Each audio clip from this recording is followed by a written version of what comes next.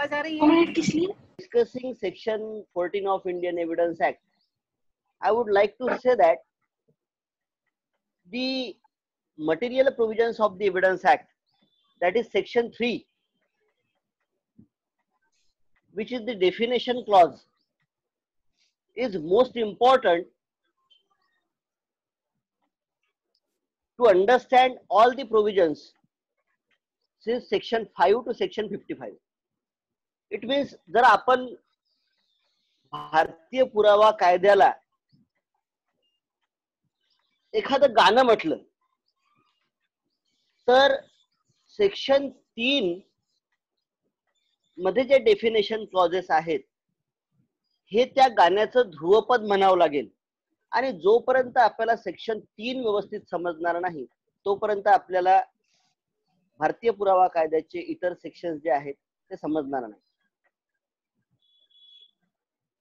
Now, our honorable senior Mr. Datrange always emphasize upon the process of reading of the provisions. कोणताही section कसा वाचला पाहिजे ह्याकडे ते कटाक्षाने लक्ष देतात. सुरुवातीला सेक्शन 14 जसा आहे तसा मी वाचतोय. Fact showing existence of state of mind or of body or bodily feelings.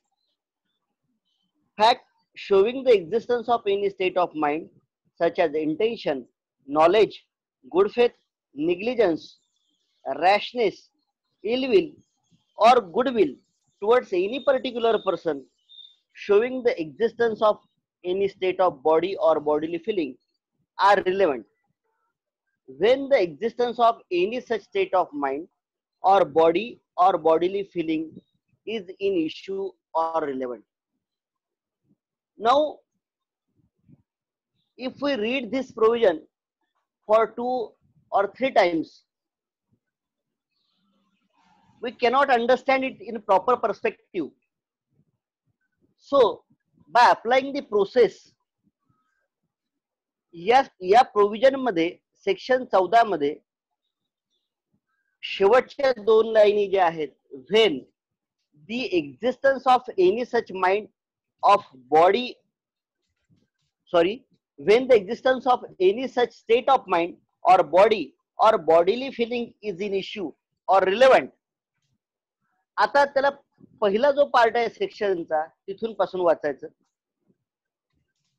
When the existence of any such state of mind or body or bodily feeling is in issue or relevant, the fact showing the existence of any state of mind such as intention, knowledge, good faith, negligence, rashness, ill will or goodwill towards any particular person, or showing the existence of any state of body or bodily feeling are relevant. या पद्धतीने आपण जेव्हा तो section वाचू त्यावेळेस त्या provision मध्ये exactly काय म्हणायचं आहे ते आपल्या लक्षात येईल. Dear friends, exactly this section, this provision deals with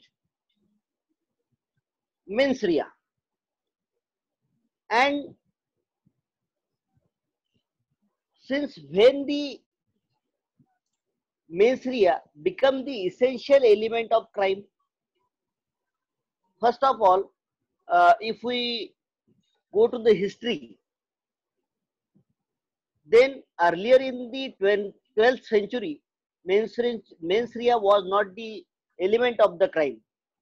At that time, the wrongdoers used to get punished regardless of the fact that whether the act done was intentional or not. Then the concept of mens rea was first introduced in 17th century along with the Latin maxim actus reus non facit reum nisi mens sit rea, which means that there can be no crime without a guilty mind. This maxim proposed that only the action which was done according to guilty intention, then it can be only considered as a crime. Therefore, the draft of Indian Penal Code, which is prepared by Lord Macaulay and which is enacted in 1860, there are several definitions of the offences which defines the action as offence. In every offence, mens rea is very essential element, and without mens rea there could be no offense. But there is some exception to this sentence. Mens rea, though it is essential element of the crime, but some crimes are there in which the mens rea is not essential ingredient. Now, in what way the mens rea is essential element? If we take the example of murder, the intention to cause death is the ingredient of mens rea. Intention to cause death is the mens rea of the accused. In case of the theft, the intention to steal something from someone's possession, that is also mens rea. And in case of a rape, an intention to have forcible sexual intercourse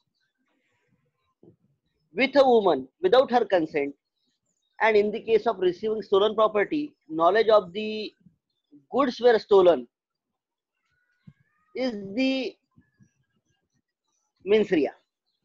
And in the case of homicide by rash and negligent act, reckless or negligence is also can be termed as a mens rea. Now, if we go through this section,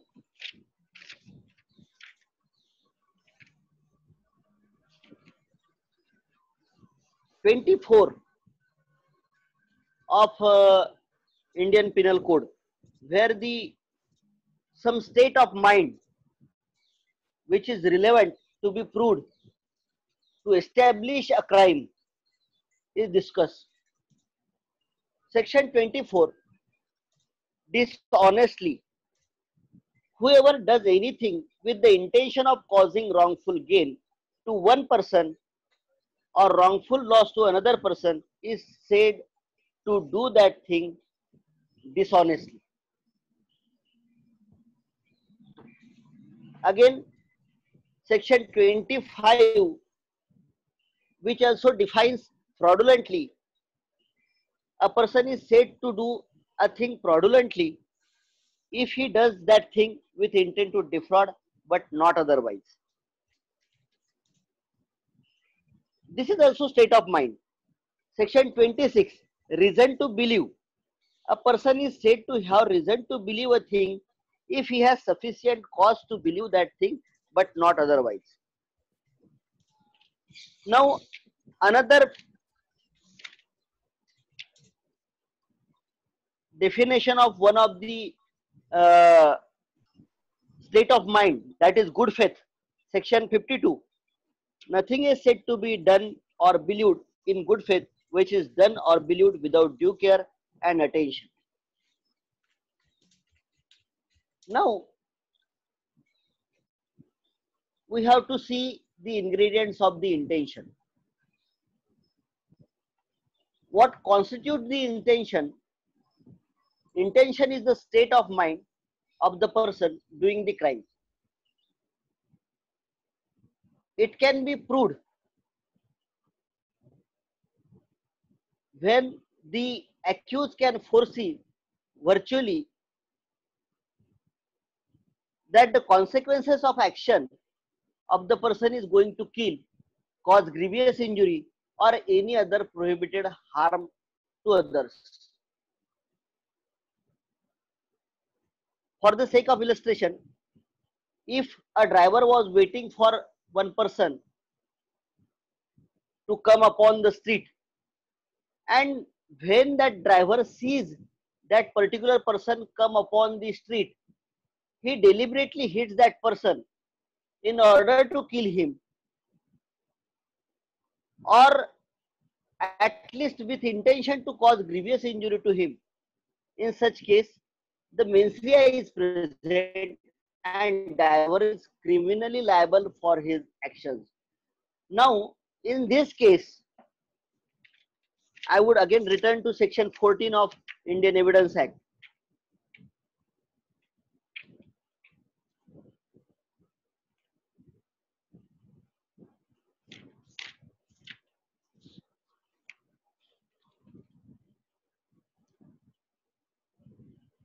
Facts showing the existence of any state of mind, such as intention. Now, in the case of this driver, all these facts which can establish the intention of the driver to kill someone is relevant in a matter.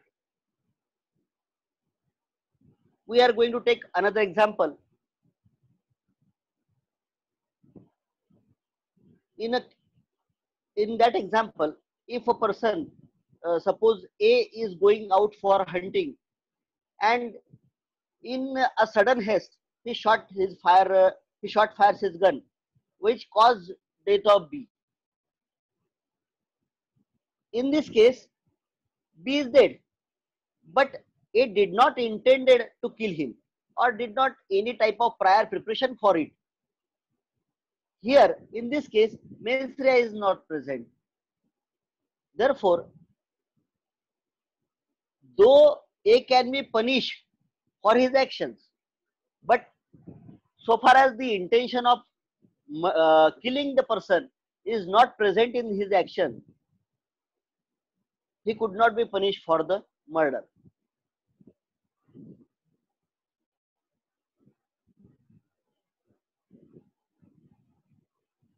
Motive is also one of the mental element.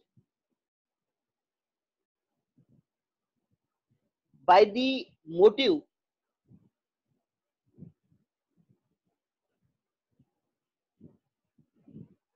people induced to do something, some actions, induced to do some actions. Though the motive is not the basic element of the crime, but during the investigation, the motive of the particular person to commit the offense, if came on record, that is also one of the mental element which is relevant under section 14. Knowledge. There are several provisions in the Indian Penal Code where the word knowledge or knowingly is used to characterize the mens rea. Now, the knowledge has two sides. Firstly, a person can act with the knowledge in wrongful manner. And secondly, though he is having the knowledge that because of his inaction, some bad consequences can happen, though he choose not to act. In both these examples, this thing shows his mens rea. And if he act in such a manner, knowingly he acts to do the wrongful action, or he abstains himself from taking proper action, then also he is responsible for the offense. Voluntarily is also one of the essential ingredient of the mental state, and that is also relevant under section 14. When the person has full control upon his actions, and he has knowledge, though he acts in such circumstances, it could be said that he acted voluntarily, and it could also be said that he acted in uh, intention.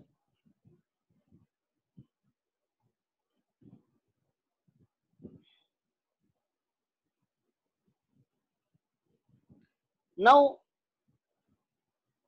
as the element of mens rea is necessary to be established for convicting the person, for proving the guilt of the person, at the same time, mens rea can also be said to be a part of defense.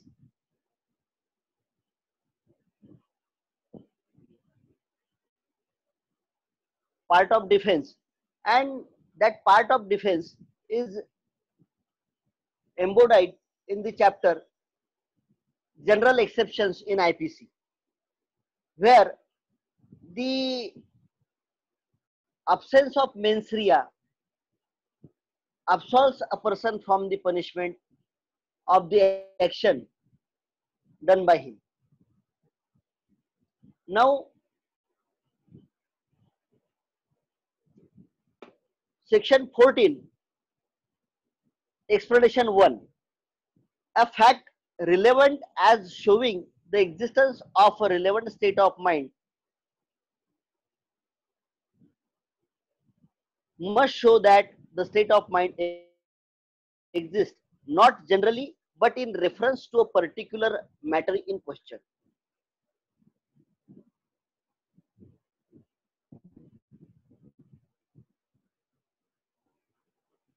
If we consider the example that a person is charged for the murder of a person by shooting, the habits of the person to fire against the group of person is not relevant. But here it is relevant that he was intending to cause the murder of that particular person, then and then it is relevant. Means whenever the fact is attached to the particular circumstances, particular incident, particular person, then and then only it is relevant. Explanation 2. But whereupon the trial of a person accused of an offense, the previous commission by the accused of an offense is relevant within the meaning of this section. The previous conviction of such person shall also be relevant fact.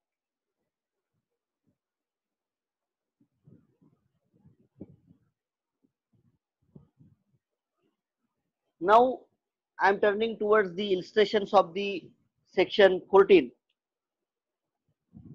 Is accused, illustration first, is accused of receiving stolen goods, knowing them to be stolen. It is proved that he was in possession of a particular stolen article.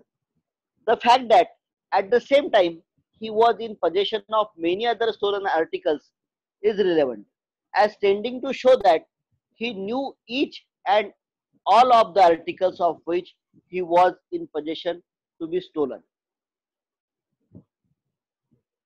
Where a person has found in possession of the several stolen articles, this fact can be produced before the court to show that this person has knowledge that he is possessing the stolen articles and he is involved in possessing the stolen articles, and therefore it is the evidence of his guilty mind, intention and knowledge.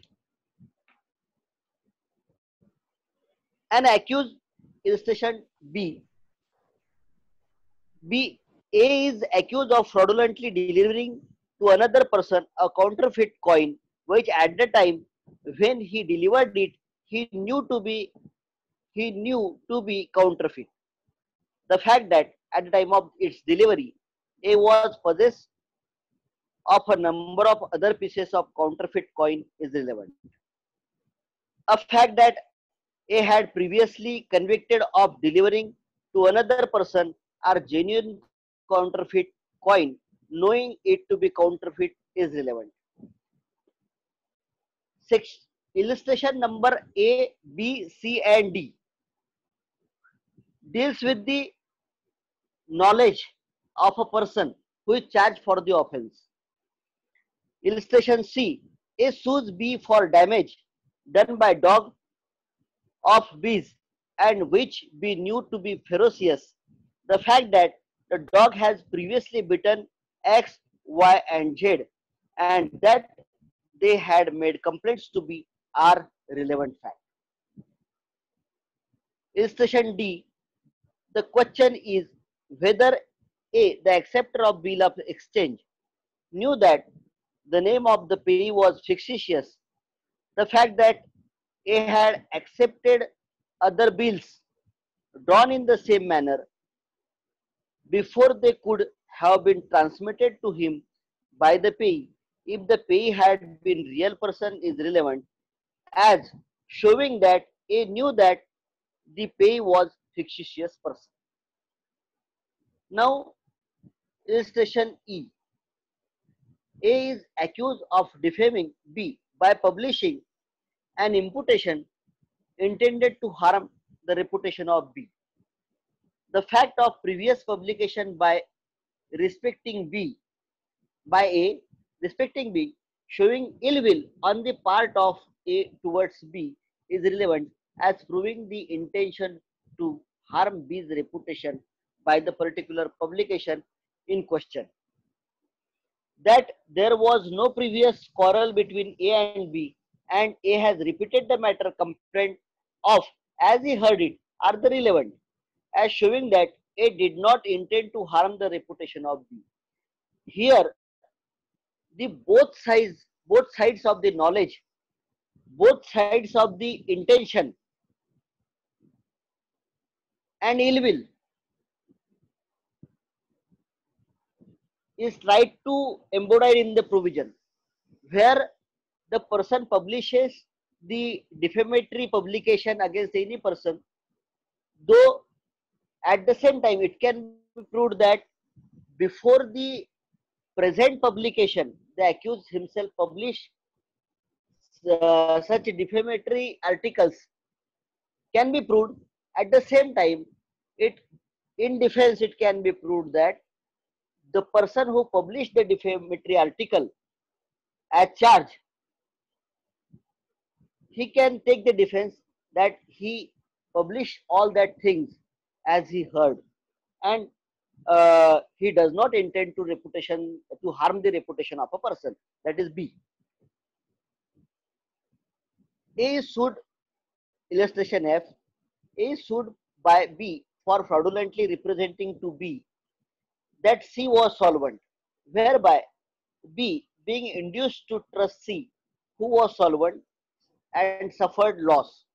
The fact that at the time when he represented C to be solvent, C was supposed to be solvent by his neighbors and by person dealing with him is relevant as showing that A made the representation in good faith.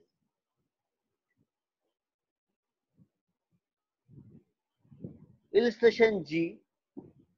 A is sued by B for the price of work done by B upon a house of which A is the owner by the order of C, a contractor. A's defense is that B's contract was with C. Now, the fact that A paid C for the work in question is relevant as proving that A did in good faith make over to C the management of the work in question so that C was in position to contract with B on C's own account and not as agent of agent for A. Next illustration.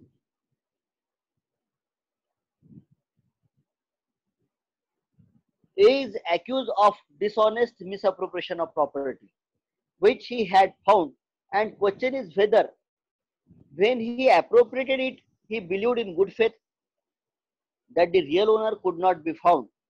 The fact that public notice of the loss of property has been given in the place where A was is relevant,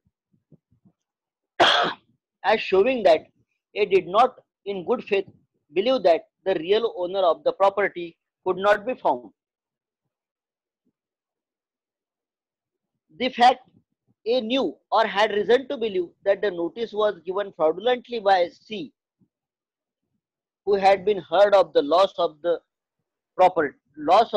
property and wished to set up a false claim of it, is relevant, as showing that the fact that A knew of the notice did not disprove A's good faith.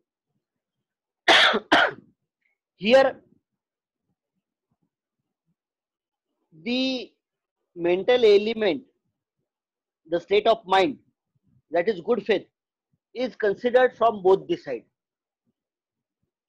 At first instance, the fact that public notice of the loss of the property has been given in a place where A was is relevant, as showing that A did not, in good faith, believe that real owner of the property could not be found.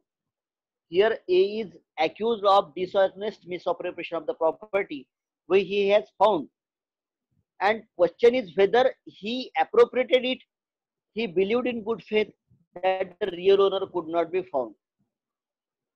If the public notice is issued to show that such property is lost, public notice is given, and if it is proved, brought before the court that the A was aware of publishing of this notice, then it can be considered that it is relevant that to show his guilty intention to misappropriate the property.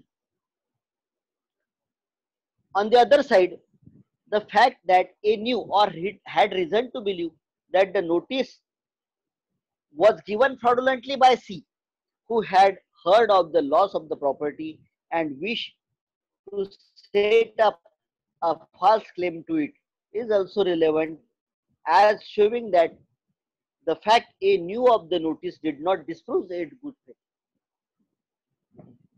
Illustration I. A is charged with shooting at B with intent to kill him. In order to show A's intent, the fact of A's having previously shot at B may be proved.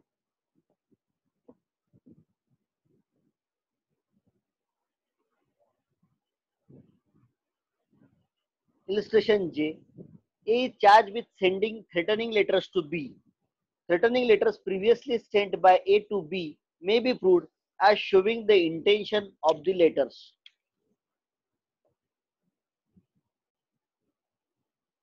The illustration K. The question is whether A has been guilty of cruelty towards B, his wife. Expression of their feeling towards each other shortly before or after the alleged cruelty are relevant facts. The question is whether A's death was caused by poison.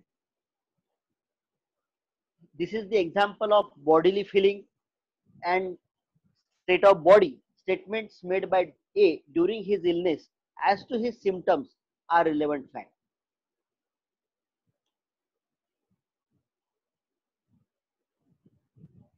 Illustration M. The question is what was the state of A's health at the time an assurance on his life was effected.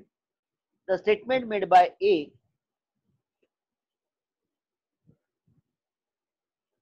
the statement made by A as to the state of his health at or near the time in question are the relevant facts. This is also example of bodily feelings. Illustration N. A sues B for negligence in providing him with a carriage for hire not reasonable fit for use where A was injured. The fact that B's attention was drawn on other occasion to the defect of the particular carriage is relevant. The fact that B was habitually negligent about the carriage which he led to hire is irrelevant. This is the example of the explanation 1.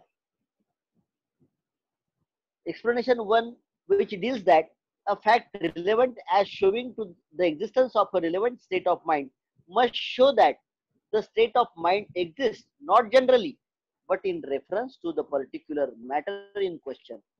Here in illustration N, A sues B for negligence in providing him with the carriage for hire not reasonably fit for use whereby A was injured.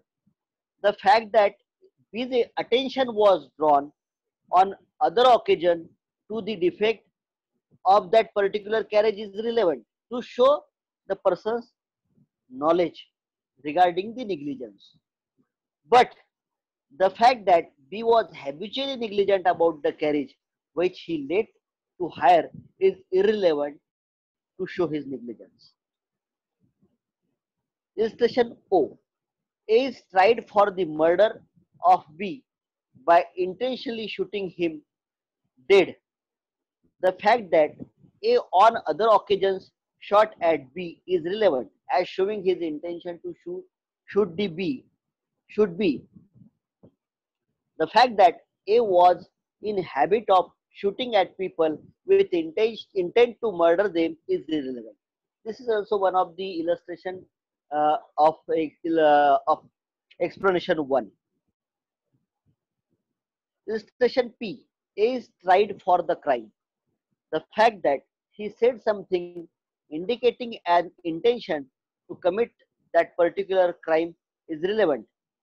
The fact that he said something indicating a general disposition to commit crimes of that class is irrelevant.